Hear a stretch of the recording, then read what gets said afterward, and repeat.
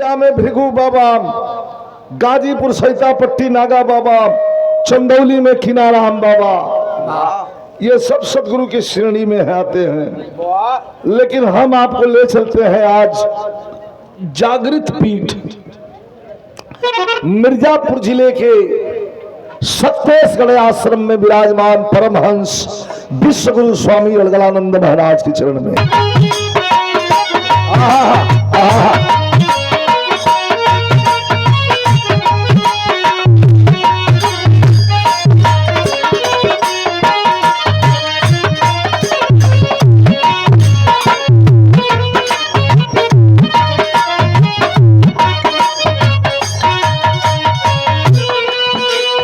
अरे चरण सदगुरु के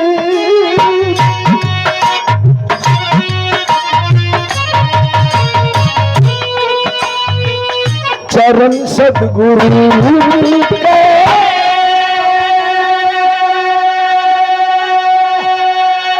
अरे पखारत रहिया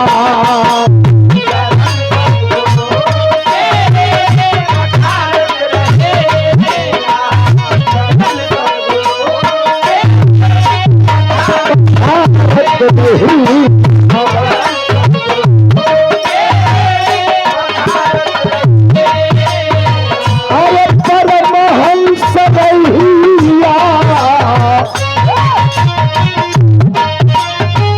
अरे परमहंस रहिया निहारत रहिया, निहारत रहिया।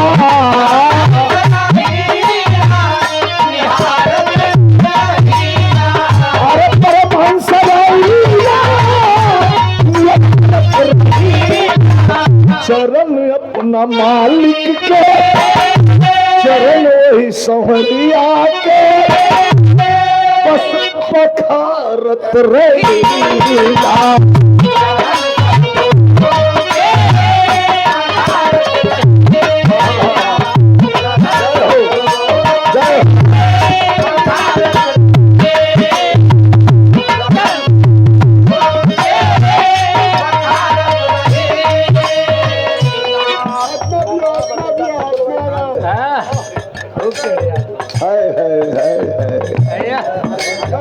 बैठ जा आत्मा भैया, जगह छोड़ दा, आदमी के बैठे था। यूट्यूबर भाई लोग अपन आप लोग का काम भी होत रहे, लेकिन अब हम के नीचे उतार के अपन काम करवा लोग तो नहीं गिरा लेगी।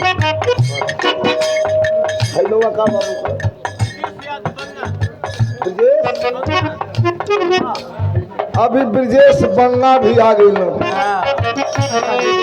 तो ब्रजेश ट्रेडिंग कंपनी कहूँ करी वाला हमार भाई नाम बतावा हमरे पढ़ना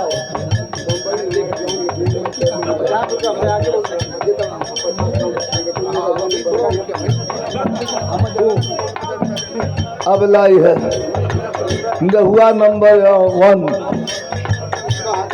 1 मत लिखा। बाहर वजन इतना ज्यादा है नंबर 1 में कि हम फेंका जाए। आगे से बैठ के जौन हो तो घुमा देखा सुना।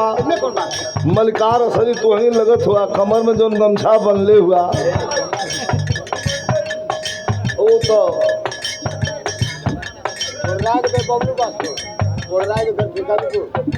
बबलू बासफोर भैया के हमारे प्रणाम। तनी बोलल जा मत भजन में एकदम 2-3 मिनट। एक तर्ज बड़ा बढ़िया भाई सुरेंद्र भाई, हम तो संबोधन भी नहीं कर पाए। मित्र आप हमारे जिले में बड़े दिन के बाद आए हैं, हमारे दोस्त हैं और जिगरी दोस्त हैं। आजकल जौन बा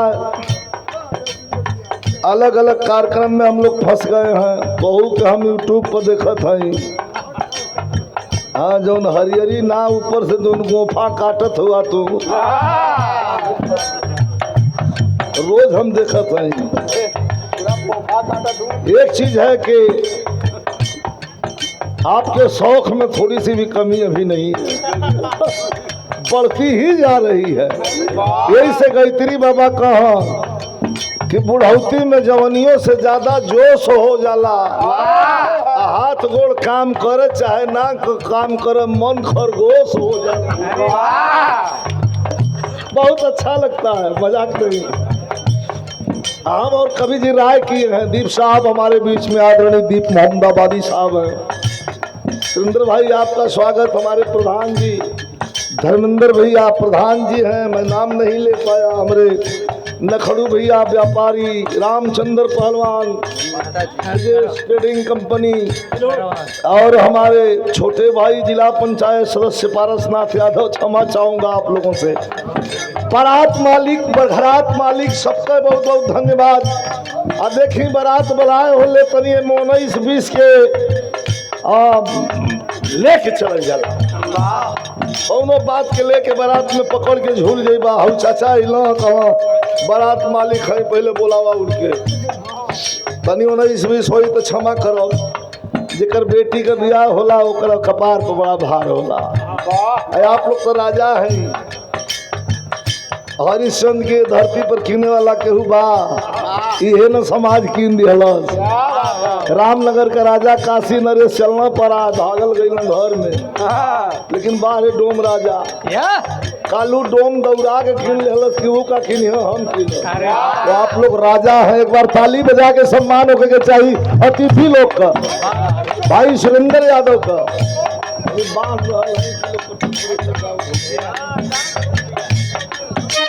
बैठा बैठा आत्मा आत्मा बैठा आत्मा और परमात्मा दोनों का मिलन होला तो आनंद आवेला। अभी मिलन होई, भाई टाइम है, बैठ जा। एक तर्ज बड़ा बढ़िया बा, बहुत बढ़िया एक तर्ज है। तनी हो गड़बड़ बा है जौन सीढ़ी बाटे नहीं, हम बताओ ओके लिया के है हर लगा दा। आई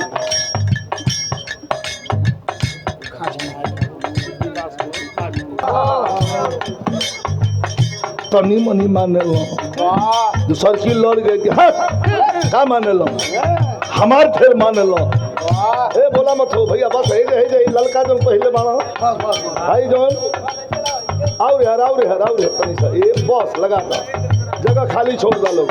वो हर सब लोग चढ़ी तो वो हर चढ़ी जाई, हर से चढ़ी तो हर चढ़िए। आंचल बंद हो गल भाई। सुनो मारू लड़ गई बड़ी सो कि हमार नहीं खवा, लेकिन एक गोली कलत किए सखी ई प्रेमो ऐसन होला। अरे सुते न बेलन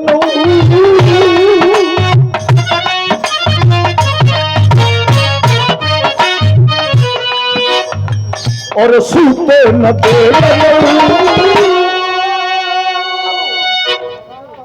जगोले रहे।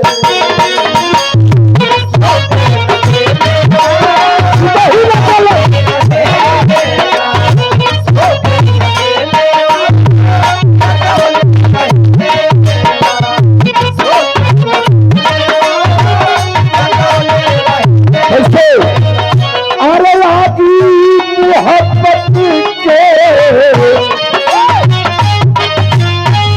अरे आदि मोहब्बत के लगवले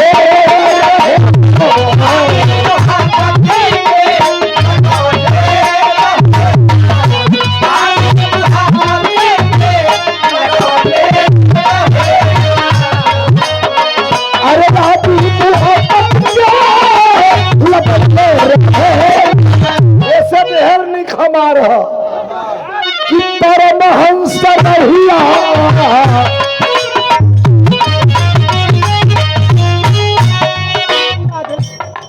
मारे पूर्वाधे से हमरे लट्टू बांसफोर हमारे छोट भाई पुरस्कार दिले बानी भैया के प्रणाम। यह नंबर 1 हुआ। हाँ तो एक बहुत प्रेमी हुआ सुरेंद्र। इनके खाली मौका मिल जाए के चाहिए अपा